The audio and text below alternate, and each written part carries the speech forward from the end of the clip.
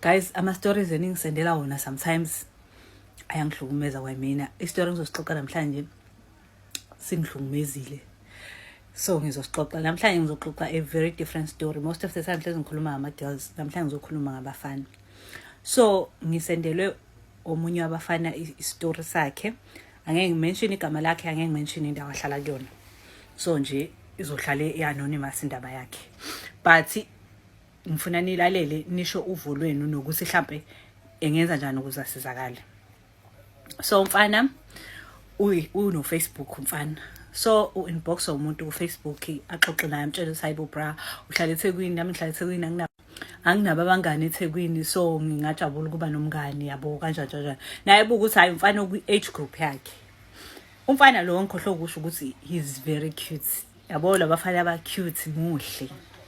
So inbox umuntu ke hayi abuye ukuthi hayi mfana ongangami yabo, so nje sizoba right vele. Na baningi abantu abakanjalo umuntu esho ukuthi ngiyafika eThekwini ngazi umuntu, so yabo ngidinga umngani, ngibonile ngakubona ngathi mhlawumbe right, singazwana yabo into kanjalo.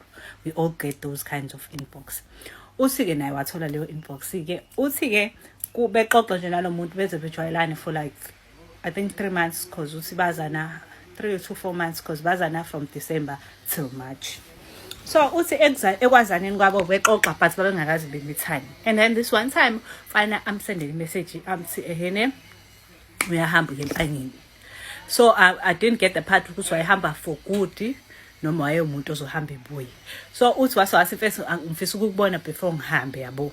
So angani ungakwazi ukuza la endlini, ngizobe ngihost ibranyana nje ukuthi nje uzothatha iqatha. Athi mfana hayi vele ngizobe ngi-around town ngaleso sikhathi, so ngingakwazi ukuza but ngeke ngize ngihlale isikhathi eside. Athi mfana yanginankinga, you can come.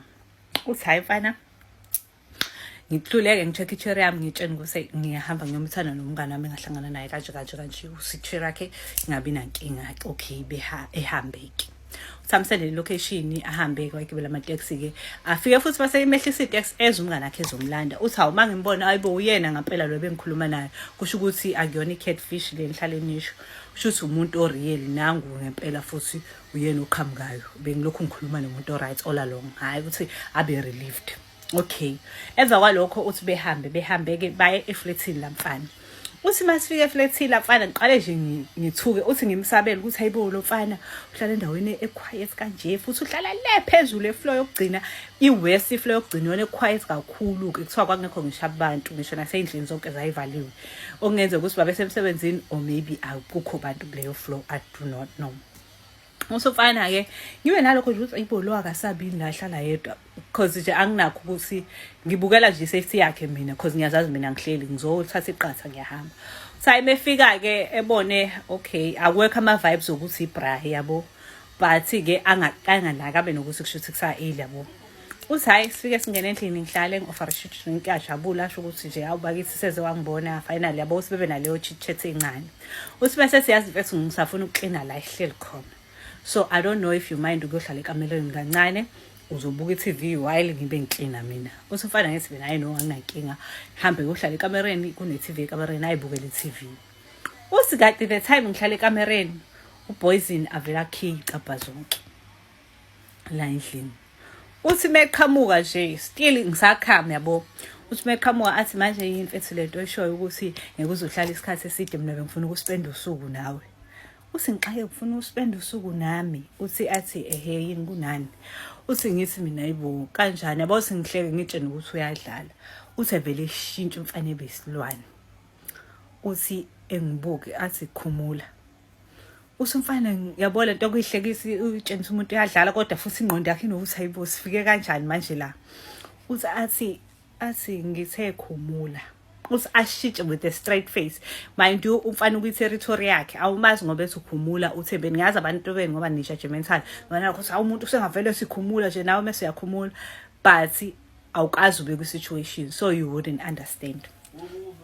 Uthi umfana ngivele ngilentuze ngempela ngimbona ukuthi useshintshile akusena lo kade ngilokho ngikhuluma naye olalongo. Uthi athi ngeke ngisho okwesithathu ngithe khumula ibhlokwe. Uthi umfana ngikhumula ibhlokwe yezwe. Uthi wangenzani mfana wangenzani? Uthi wamngena ngemuva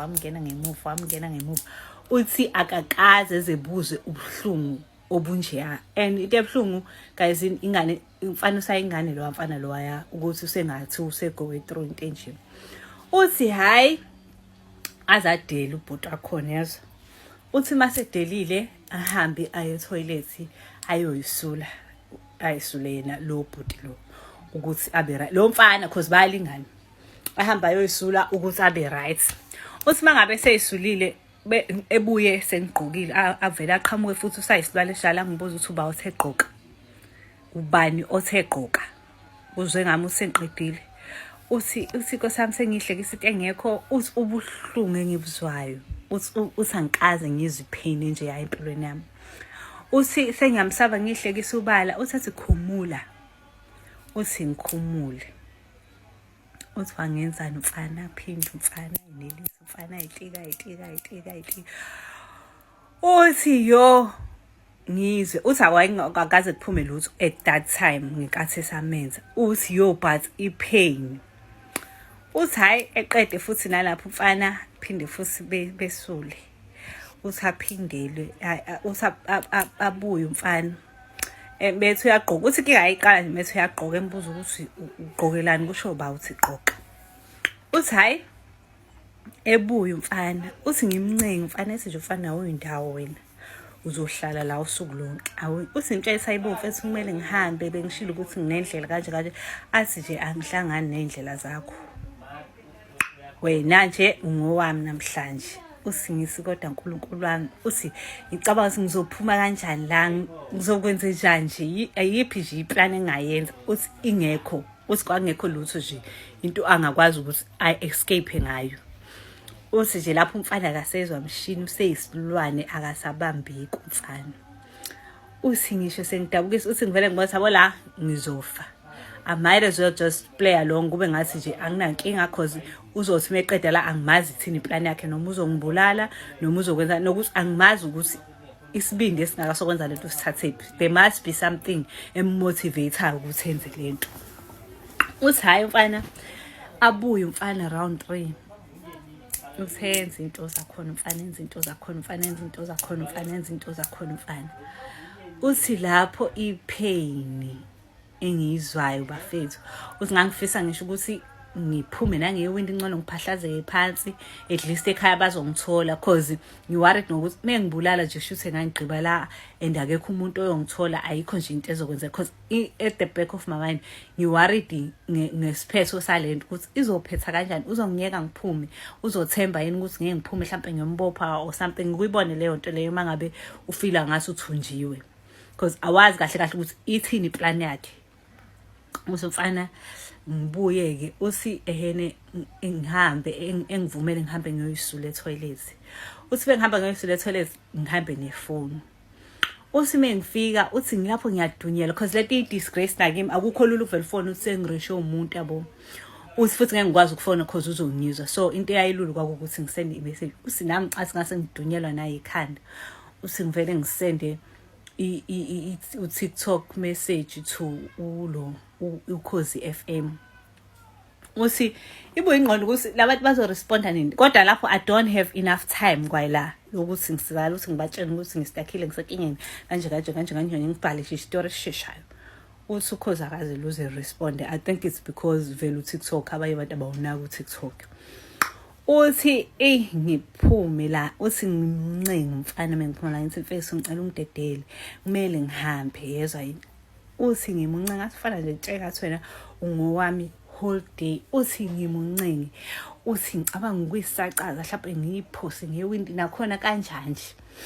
Uthi ngimncenga mfana finally umfana avume ukuthi uzongihambisa. Uthi ke ukuthi ngihambe uthi ngize ngincane ngithi mina ngcono mawukuthi awuthembi mfethu ngicela ukuthi uhambe nami ke then uzobe usulento zakhe uzohamba nami la engihamba khona uzobona uphinde ubuye nami ke for ukuthi ubone ngempela ukuthi angizobuya ngempela seqamba manga naye. Yo uthi umfana finally avume. Sebe nenkinga ke manje sebe busy ke babheka ukhiye uthi umfana akawazi ukuthi ubekiphi. Beqale phansi sekubheka ukhiye ke manje ke ukhiye abasawutholi ngiyeza ke no part 2. Yo Uthi-ke umfana ngiyaxolisa ukubuya late guys. I-weather yaseThekwini nje namhlanje izolo njalo bekuduma so bengakhona ukwenza ama-video. Bekunombani. Uthi-ke ulentuzane-ke umfana-ke finally bewuthola ukhiye. Uthi ngingakholwa. Uthi ngiphume. Uthi nalapho ubona ukuthi ukhiye ubungalahlekile nalapho nje usadlala usamesapha ngimizwa yami yabo. Uthi yabo lento yokuphuma ungakholwa. Uthi ngaphuma ngashesha sengisheshela nje nokuthi nje ngiphume fast la angazi ashintshe umqondo. Uthi ngahamba mind you ngihamba ngepublic transport. Uthi ugqoke ibhluku elingathi li cream white. Uthi shuthi igazi liyaqala ke seliphuma igazi la yabo kwaphumela nasebhlukweni. Uthi ngagibela. Uthi I was so hurt. Uthi ngahamba ngangazi ukuthi ngishone ngavele ngahamba kwaba khona into nje hamba uhlala eBish. Uthi nakhona nje angazi kwakwenzakalani yabo. Uthi ahamba umfana afika ahlala eBish. Uthi bengihlala eBish avedane ngicabanga uthi ngepolice station ngenze njani. Uthi ngiyasaba. Uthi lento le mikuyenzeka ufila ngazi uthi wrong yabo cause uzoba nokuthi but uyena akangisusanga la engihlala khona mina engizele yabo mina engifike endaweni yakhe yabo uba nalokho kuyiblame. I think people who have been raped bahlezi beyisho lento ukuthi uyasaba because you feel like it's your fault wena mhlawumbe ubugqoka isiketi esifishane yabo yonke leyo nto. Uthi ke naye wenzeka same thing. Uthi ngifike eBish ngibona amaphoyisa lawa kaMetro yabo lawa nongitata lapha eBish. Uthi ke uthi angihambe uthi ngiwaqonde ngqongisi nje ngiyowatshena. Uthi mangifika futhi ngivele ngijike phambi kwawo ngisabe. Uthi hayi ngihlaya ngicabanga ngizotshena ba ngizokhuluma loba uma wakhe acabanga ukuthi nje we mangibatshena ekhaya yabo lento yokuthi nje ufeel ukuthi nje you gonna be blamed because vele yona into abantu abayenzayo ukuthi bavele beblame wena. Ngayo yonke into wrong eyenzakalayo kuwena. Hayi uthi ke eheneke alentuzekeke. Uthi ke eventually yagcina gibelileke ehambeke vele la hlala khona uhlala yedwa because wayeza ngokuzofunda la eThekwini. So uthi ke akaze ze usesase taxini amsendele imessage lo amgive uthi cha uyintsha bengitshela ukuthi umngani wami kanti uzongenza njena ngifuna ukukulaya ke ngizokubopha. Before amsendele message amsendele isithombe se-private party yakhe lo mfana esend private party umdlwengulo esend private party yakhe isendela umfana lo athi ehene nasi isithombe sicelile. Wenzani lapho udlala ngengqondo yakho ukuthi ufuna ukuthi asabu ngepolice station because mabebuka ama convo kuzovela ukuthi hayi shuthi wasicela isithombe bengeke vele kusendele isithombe ungasicelanga. Uthi ngimthuke ngimtshene nje ukuthi ayalentuza ayeza amaphoyisa. Uthi nje uyambona ukuthi akanandaba but unakho ukuba nice but akanandaba futhi at the same time. Hayi uthi ke alentuza asho ukuthi ngiyabonga yonke leyo nto umuntu mengabe nje ekwenza ngazi ukuthi lento nivumelene ngayo so I manipulator in that sense ukuthi ufuna feel ngazi ukuthi it was the agreement ukuthi ngiyabonga ke thank you so much you made my day into kanjalo noma engabikanga ngalawo mazwi. Okay uthi ke uhambe ke uthi ngihambe ke ngifike ke ngilentuze ngifike endlini and then he had to bath ashintshe ke naleli bhluku leli alwashe because laselinenkinga ke. So uthi ever since lento yenzeka akaza azakhulume namuntu. I was the first person ukuthi ngizwe le story. Number 2 uthi he still got ama conversations but unawo usanawo ngisho nalesithombe wamsendela sona unaso even nesithombe sakhe I think unaso. And then number 3 uthi ilentuzane uthi wamblocker akasamtholi ku Facebook akazi noma wamblocker or washintsha i-account lapho seyibiza ngelinye igama. Uthi kodwa memsearcha akasamtholi ku Facebook. Uthi yena waqala wamblocker yonke indawo and then wa realize ukuthi no akamvule because uyafuna ukulentuza. Uthi ke wamblocker ke ku I'm not sure if they ever took a conversation to WhatsApp or yonke lento vele yayenzeka ku Facebook but uthi usanazo izinto eziprovayo ukuthi kwenzakalani. So kodwa manje uthi uma isearch iaccount ayisaveli meaning it's either one blocker or vele wa-delete i-account nje totally. He still knows the place la umuntu abehlala khona. He can still track him down, but akazi ukuthi kumele enze njani. He's very confused and akaze khulume namuntu. I feel like nje kuningi for a small boy njengalowa, especially kulabantu laba nje abaneyingane kayizini zabafana. Please check up on ingane zenu because ingane ziyagowa. Yabo le ngane le shame, like istory sami sibhlungu ngisabhlungu na kwamanje.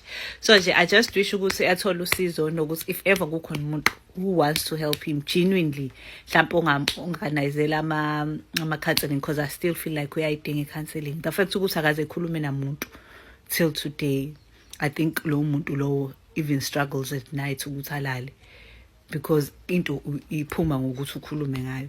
So nje if ever there's anyone mhlawumbe ongakhona ukumsiza ngesituation genuine, hayi umuntu ofuna ukuthi ngifuna ukumbona khona nizokwazi ukumjaja kahle, because nina nishaje mentally South Africa, someone noma owazi imigudu angayihamba ukuze asizakale, because mina I even feel ukuthi une strong case against lo bhuti, ukuthi wamenza wafila ngazi ukuthi fault yakhe, because uthi wangimention nalokho ukuthi imina yini engakususa la uhlala khona weza la hamba watshena amaphoyisa akho yabo. So wayemanipulator ukuthi akholele ukuthi fault yakhe. So I still think ukuthi khona into asangayenza ngakho, but uthi inkinga yakhe enkulu fear yenu bantu abamnyama ukuthi ni very judgmental. The moment ephuma out kuba ne case ehamba ama case alezinto already vele senzombuka ngelinye ihlo izinto seyizokwenzeka ngenye indlela. So the reason ethi angiqoqela story is because he don't know what to do. So ufuna ukuzwa ukuthi if you were in the same situation, what you would have done, or what he must do njengamanje, because it's been a while sekunesikashana, but he still have izinto to prove ukuthi lento le yenzeka. He's not ukuthi yenzeka, but ama conversation and stuff la khona bebizana ukuthi ubufika think into kanjalo. So guys, if you have a way yokumsiza and serious, it's not like ufuna ukumbona or anything, then you can DM me ungithinte or ungitshene ukuthi yini angayenza, then mina ngizobe sengimsendela ukuthi yazi people are suggesting this and this and that and that and that. So thank you so much for listening. Bye.